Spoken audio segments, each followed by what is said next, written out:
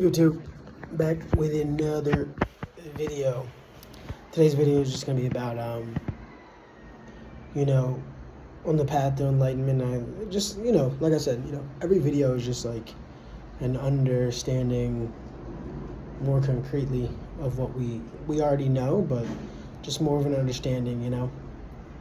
Like I said, you go on these YouTube channels, and this pressing realm, and this place is miserable, and all these events and stuff are fake, and it's just like, yeah. The whole point is to see if you're not gonna become a bot. No matter what happens. This is like the Bardo. This is like the hyperbolic time chamber, or the tunnel from Bleach. Every anime, every even story kind of has a time period where the main character goes in some time chamber, and the time doesn't equal to the amount of time in the real world. So it's like, oh, there are 3 days in there, and it was like, I don't know, a year in the real world or something like that, or you know what I mean. And what the deeper meaning of that is, it's like the Bardo. The Bardo is when supposedly when we die, all the lessons we learned in this life, you have to use them to survive in the Bardo. You wake up, and it could be like, oh, you wake up and your friends are like, let's go drinking, smoking, doing all this stuff, let's go burn this down, and then you're supposed to be like, whoa, didn't I just die?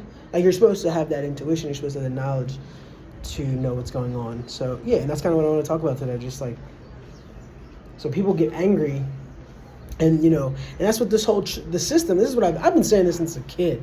The system that's set up is designed for you to get angry and want to fix it. It's designed. It's purposely broken so that you want to fix it instead, and which leads to everything's external, right? And that's why Gnosticism, he's like, no, like, you're good, like, everything, it's you, like, this is all you, you can only fix you, worry about yourself, and I think, that's why they say, the road to, what is it, I'm butchering this quote, but it's like, the road to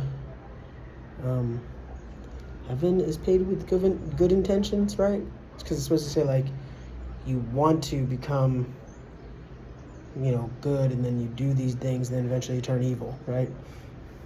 And what's that other quote? It's like, show me a good man, show me something, you know what I mean? Basically, they're saying that, like, there's no way to stay pure if you try to go out of your way to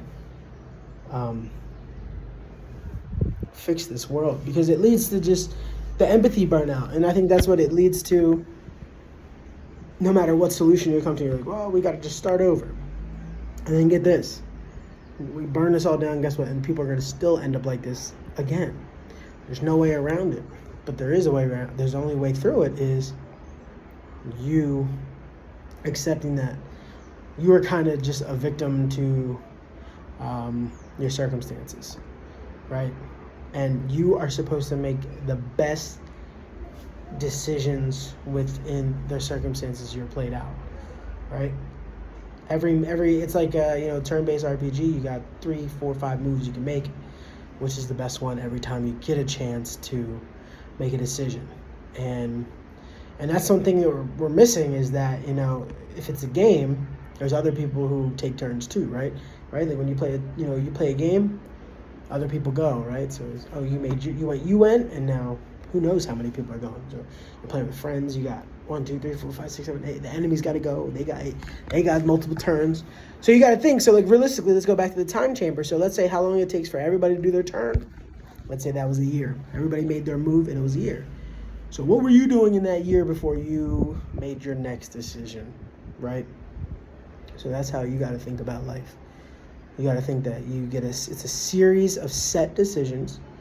You make X amount every, who knows how many you actually make in a year. I'm talking about big, altering, life-changing decisions. You don't make many. You maybe make 10, maybe 10, 20 in a lifetime.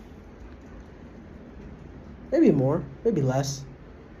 I mean, you make decisions like a life-changing decision isn't. I mean, it could be, but it depends on the circumstances. Like, for example, with me, it's like I'll just say going to dinner isn't a big life-altering decision, but if it's one with your boss and they're introducing you to all these people, well, that's a life-altering decision. I think you gotta go. Things like that. It depends on the weight of it. Breaking up with a significant other is a life-altering decision, right? Moving, life-altering decision. New job, many things like that. Starting a new career, hobby. These can lead you down roads. The travel. There's many decisions, and then it's on top of that, getting your mind right. So all I'm saying is, instead of getting angry at the world, getting angry at everybody else, just realize like, man, this is how the life is. In real enlightenment, there's two different types of people who are enlightened. There's people who are enlightened and they're like, oh, I'm better than everybody else because I'm enlightened. And then I do these things and I brag about it, And there's other people who realize they don't give a shit. They're not trying to change anybody. They're just who they are. We're just going to keep it pushing.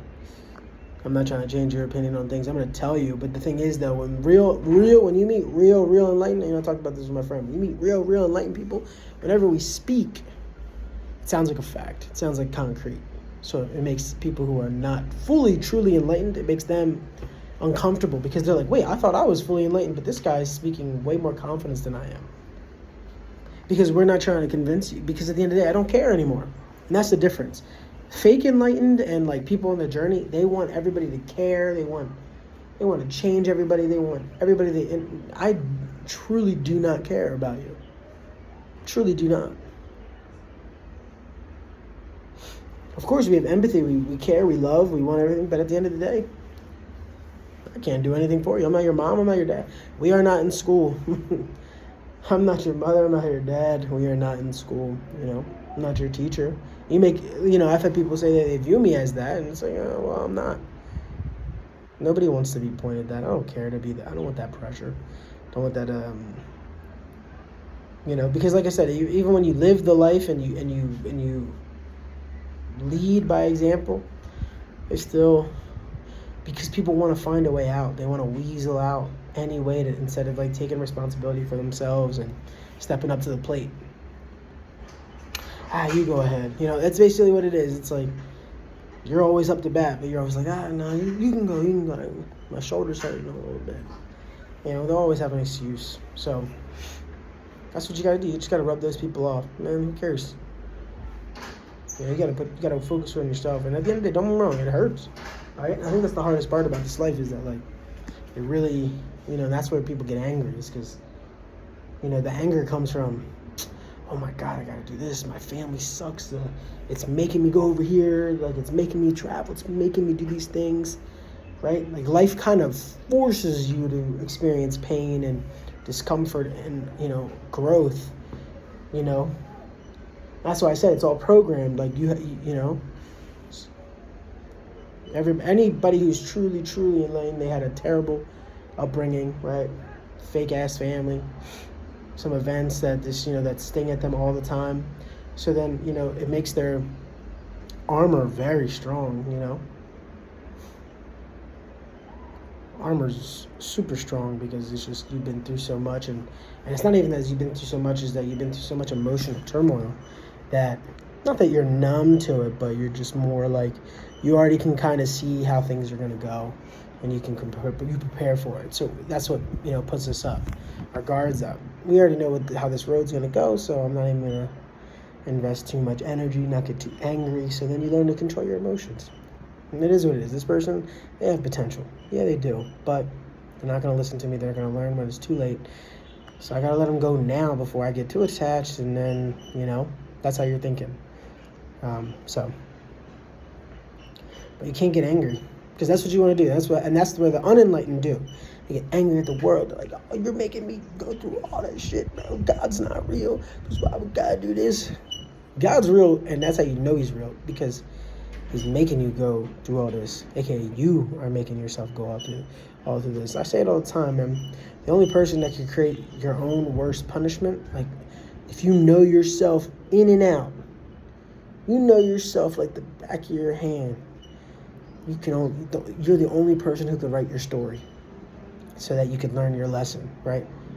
You're like, Brandon, you really hate this, like I hate that I'm always, alone and always feel alone and don't think I'm ever gonna get anybody, don't think I'm ever gonna really have any friends, all sorts of things like that. Like I think I'm just gonna always be alone for the rest of my life, right?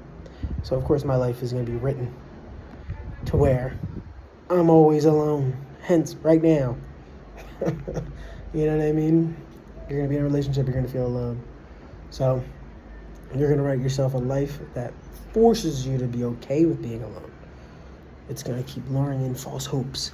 Maybe this person might be your friend. Maybe this person might be your girlfriend. Maybe this person might be your friend. And every time it ends with, they are not your friend, they are not your girlfriend. And then get this. Eventually you're gonna be like, okay, I can rely on myself. I'm strong. So that's just like a tidbit, an example. But you can't get mad at the universe for that. Take it on the chin. No diddy. That's a nice, concise 11 minutes. I think I'm going to be able to pump out a lot of content. Like I said, I think I said this in my last video. I'm going to be able to pump out so much content in Gabon. Ain't shit to do but sit here and reflect and think. Yeah, that's it. And like I said, man, every event is fake. This is the last little bit. Just every event is fake. Don't pay attention to it.